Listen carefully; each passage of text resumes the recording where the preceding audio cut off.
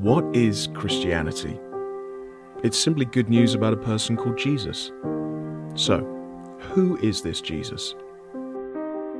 He's the Christ, the King who God himself had promised to send, who would put everything right by setting up a kingdom of justice and love.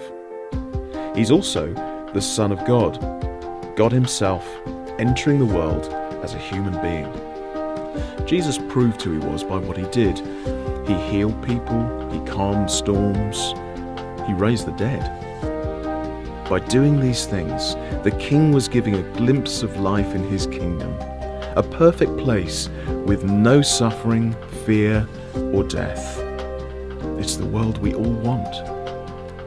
But many people rejected Jesus. They thought they'd be happier making their own rules and living outside his kingdom. This rejection of the King is something we all do. Jesus called it sin. It damages our lives and will eventually leave us separated forever from the joy of being in the kingdom. God won't let those who reject the King live with him. So we face what Jesus called hell, an existence without anything good, forever. People rejected the King so violently that they killed him by nailing him to a cross. But his death wasn't a mistake by God, it was a masterstroke. On the cross, Jesus was cut off from God's friendship and goodness. He chose to experience hell so that we don't have to. The sinless King died to take the punishment sin deserves.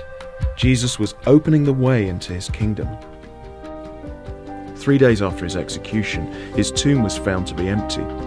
And over the next few weeks, many ate with Jesus, dozens spoke with him, and hundreds saw him. Jesus the King could not be contained by death. He had risen. So today, right now, Jesus is inviting people to come into his kingdom. He tells us to repent and believe the good news. Repent means to turn around, to live with Jesus in charge instead of ourselves. Believe means to trust that Jesus has done everything we need to give us a place in his kingdom. Living with Jesus as King isn't easy. His followers will be rejected just as he was.